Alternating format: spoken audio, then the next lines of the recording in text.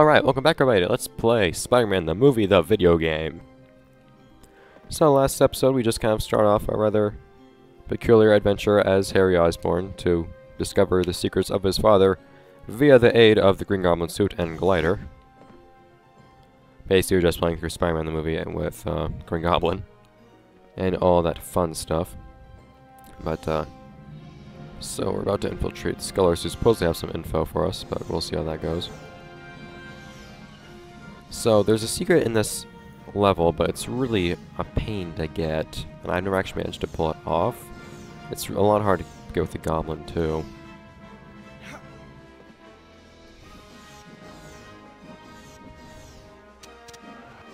Who's that? Ah. Yeah, when they see you, you might have heard a door close.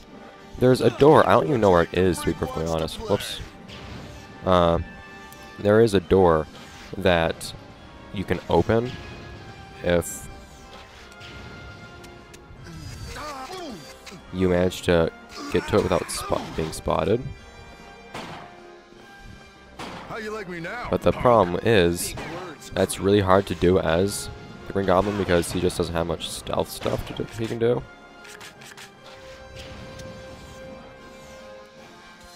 The stuff that's in it, aside from just counting as a level secret, isn't really anything special though. It gives you the advanced web dome, which is an attack that only Spider-Man can use, so it's not any use to me. I'd like to show off if I could, but I honestly just can't really pull it off. I've tried, but I've never managed to. I don't even know which room it is. It supposedly skips this room though if you manage to get through that door, so I guess it might be this door. And if you manage to get through without being spotted in this room, the advanced model will just be sitting there for you. But I've never managed it, so health. I'm not sure.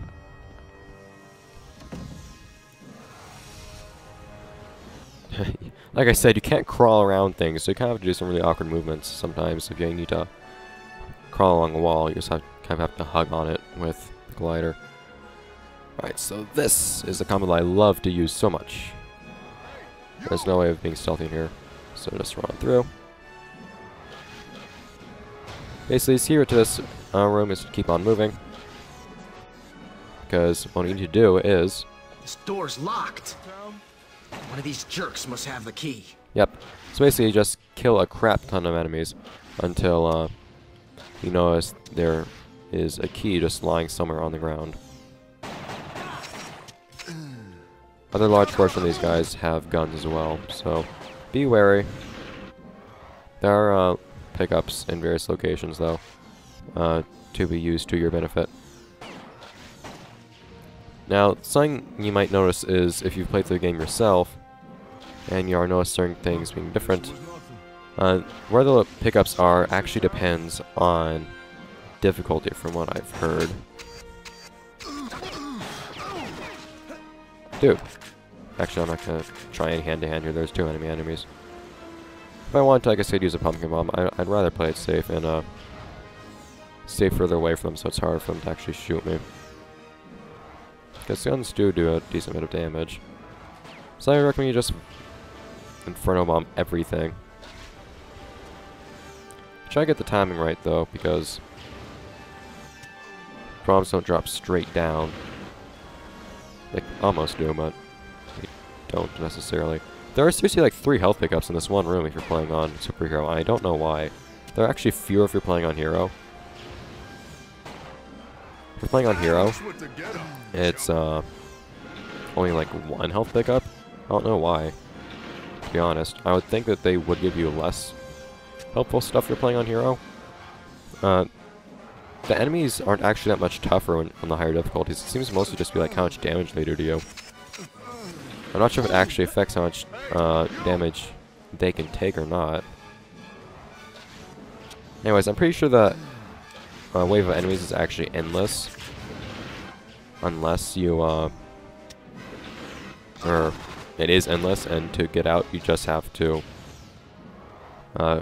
find the key eventually. So it's a tad monotonous, sadly, but... weapons are overheated. Crap. Who's that? Alright, fine. No, don't do that. There. I like how you can just throw bombs backwards. I mean, it's really useful that you can, but it's kind of dumb. I saw a web somewhere. Where is it? I thought I saw a web somewhere. That's why I was using that. I wanted to use it otherwise. Crap. There it is. Not much, but something. It almost maxed me out anyways. Hey, you! Knock on this system could use some improvements, to be honest, I think. I don't know what those improvements would be, because I mean, it has its benefits. You can move around with the right stick and whatnot. Change who you're locked onto. It tells you whether or not you can actually have a reasonable chance of hitting that enemy as well. And centers the camera around them, so I don't know. And you can still have some... I don't think you can control the camera at all, no, when you have a lock, but that's what locks generally do anyways, so... Also tells you in the bottom corner that you're locked. I think it would be kind of nice if it didn't tell you so blatantly, but whatever. What's with the getup? Crap, man, this thing overheats so fast. I think it might overheat more quickly if you're on a higher difficulty. Because I've played through a couple levels on Hero before starting this, and I'm playing on Superhero now, and it seems to be overheating with much more ease.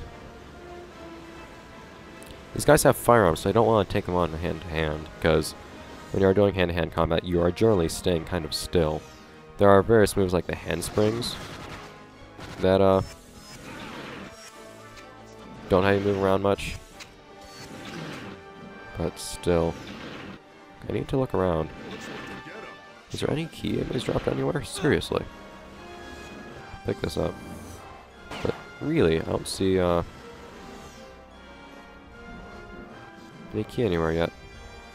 Some more health. For some reason. I guess you just have to go through this for a really long time. This might be another thing that's dependent upon difficulty.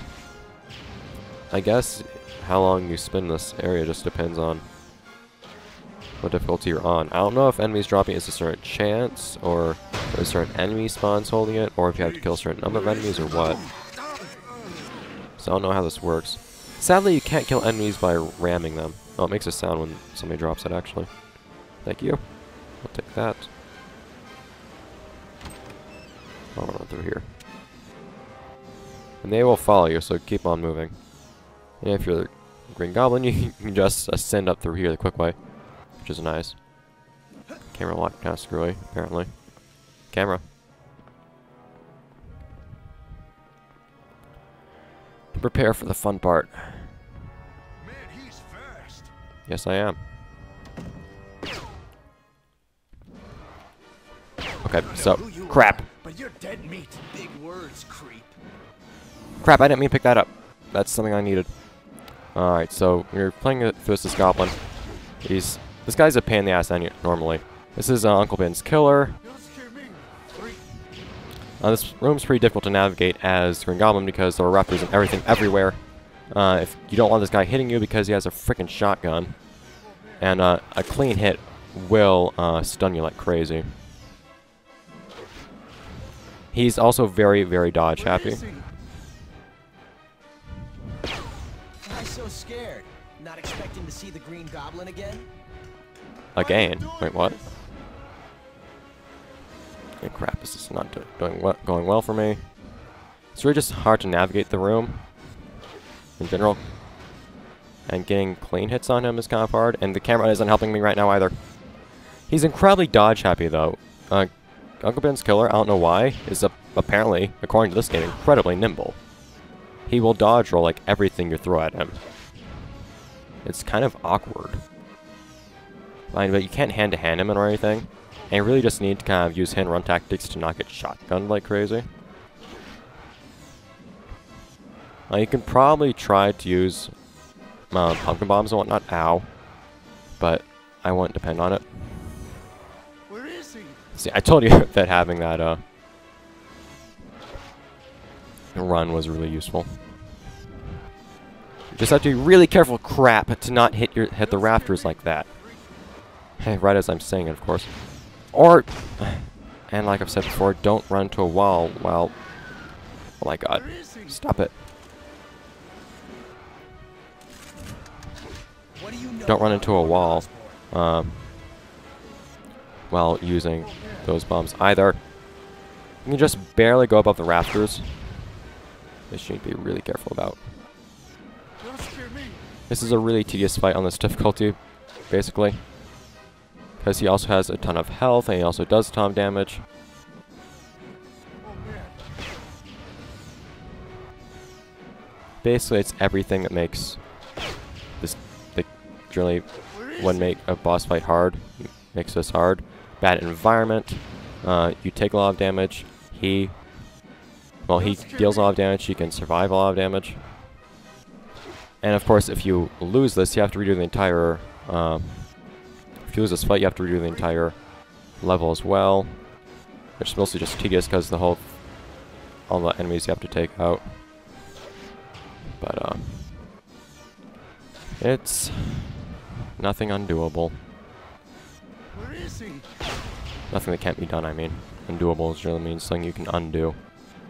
But anyways. Just gauge, like, what will hit him and, like, what will hit you as well. And always keep moving so it doesn't shotgun you. But then you win.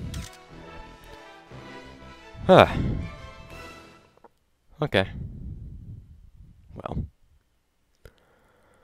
Well, I guess we can do one more thing in this episode at least. Secrets found. Yeah, the secret that I wanted to find, I mentioned it, I just couldn't find it, so... Apologies. Yes, let's save the game. Man, that was a little more close than I would have liked it to be. Well, being a lot less close if I hadn't bombed myself twice. Like I said, those things do a lot of damage when you hit yourself with them. The Inferno bombs are not very nice to you.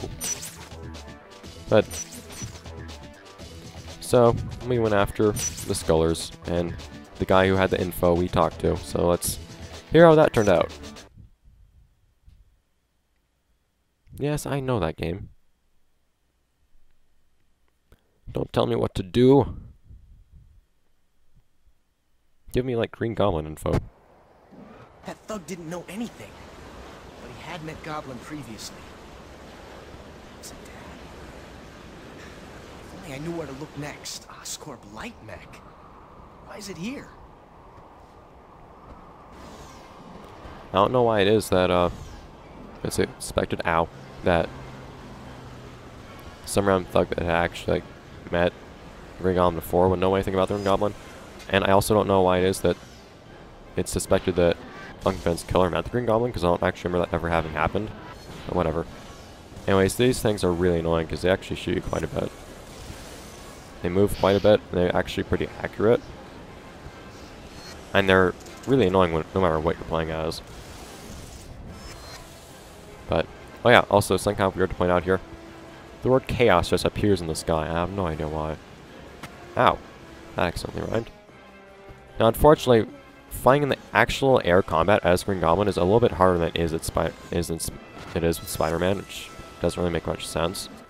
But you can also turn more quickly, by the way, by jumping in midair. Okay, so this thing's freaking impossible to hit. How did I hit this? I just have to use the Vulcan. If you jump off of your glider, turn in the air, and then get back on the glider, that will generally work out pretty well for you. These guys There are we go. really persistent. And that was not fun.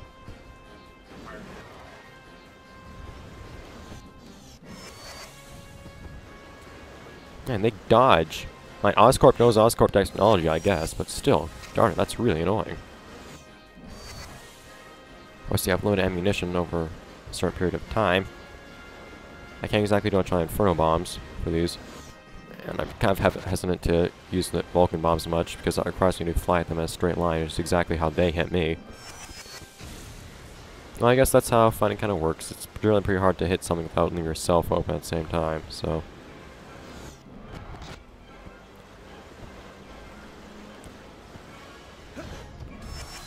Ah, come on. Alright, let me attack.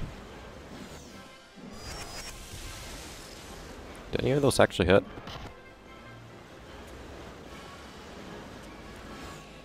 I'm pretty sure these are the only enemies are have spawned right now. There are more enemies to find later, though. Later on, you'll find more enemies in different places, and you can actually like choose which ones to take out. These things just keep coming.